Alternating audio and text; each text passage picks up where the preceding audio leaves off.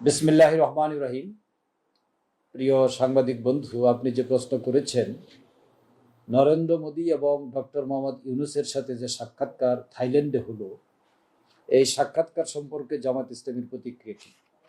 ইতিমধ্যেই রাজনৈতিক দলের দু একজন নেতা এই বিষয়ে তাদের প্রতিক্রিয়া ব্যক্ত করেছেন। বিষয়টি আমাদের দৃষ্টিগোচর হয়েছে। আমরা মনে করি যে ভারত বাংলাদেশের নিকটতম প্রতিবেশী এবং সবচেয়ে ঘনিষ্ঠ একটি দেশ হচ্ছে ভারত। বাংলাদেশের পররাষ্ট্রনীতি হচ্ছে সবার সাথে বন্ধুত্ব, কারোর সাথে বৈরিতা নয়। আমাদের সম্পর্কটা হবে ন্যায্যতার ভিত্তিতে এবং সমতার ভিত্তিতে। সেই দৃষ্টিকোণ থেকে বাংলাদেশ এবং ভারতের সম্পর্ক হওয়া উচিত ছিল ন্যায্যতার ভিত্তিতে, বন্ধুত্ব এবং যে সুন্দর পরিবেশ সেটা বজায় রেখে। কিন্তু আমরা লক্ষ্য করেছি ভারতের সাথে ঠিক সেইভাবে বন্ধুত্বটা গড়ে ওঠে নাই, ঠিক সেইভাবে পররাষ্ট্র বিষয়ক কর্মকাণ্ড পরিচালিত হয়নি। ভারত সবসময় বাংলাদেশ থেকে নেওয়ার চেষ্টা করেছে, আর বাংলাদেশে যারা ক্ষমতায় ছিলেন, বিশেষ করে শেখ হাসিনা, তারা শুধু ভারতকে দেওয়ারই চেষ্টা করেছে।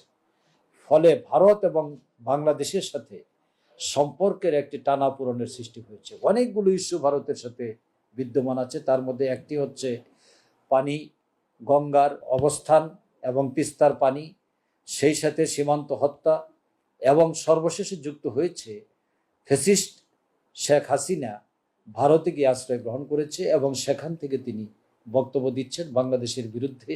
মাঝে মাঝেই তিনি উস্কানিমূলক বক্তব্য দিয়ে বাংলাদেশে একটি উত্তপ্ত পরিবেশ তৈরি করার চেষ্টা করছেন। সঙ্গত কারণেই এই পরিস্থিতিতে ডক্টর মোহাম্মদ ইউনূস এবং নরেন্দ্র মোদীর সাথে যে সাক্ষাৎকার, এই সাক্ষাৎকারটি অত্যন্ত গুরুত্বপূর্ণ ছিল।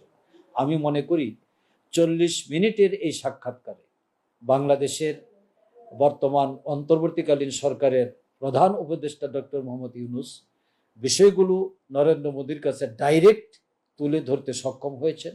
পানি বন্টনের ব্যাপারে তিনি কথা বলেছেন, এরপরে তিস্তার বিষয়ে কথা বলেছেন, তিনি সীমান্ত হত্যার ব্যাপারে কথা বলেছেন, এবং সর্বশেষে শেখ হাসিনার ভূমিকা সম্পর্কে কথা বলেছেন। এবং তিনি স্পষ্ট ভাষায় উল্লেখ করেছেন যে জাতিসংঘের যে তদন্ত প্রতিবেদন বা রিপোর্ট, সেই রিপোর্টে জুলাই আগস্টে যে গণহত্যা বাংলাদেশে হয়েছে তার চিত্র তুলে ধরা হয়েছে।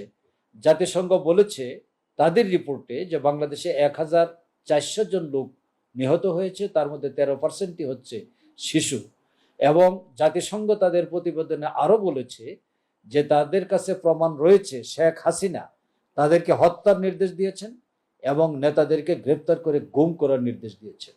এই ধরনের অপরাধের সাথে সম্পৃক্ত সাবেক প্রধানমন্ত্রী শেখ হাসিনা, তাকে বাংলাদেশে ফেরত পাঠানোর ব্যাপারেও ডক্টর ইউনূস গুরুত্ব আরোপ করেছেন।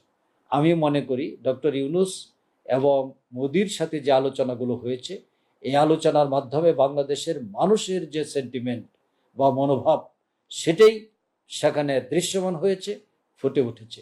আমরা মনে করি যে এর মাধ্যমে এই আলোচনা বাংলাদেশের জনগণের মধ্যে একটি আশার এবং স্বস্তির পরিবেশ তৈরি করেছে বলে আমরা মনে করি।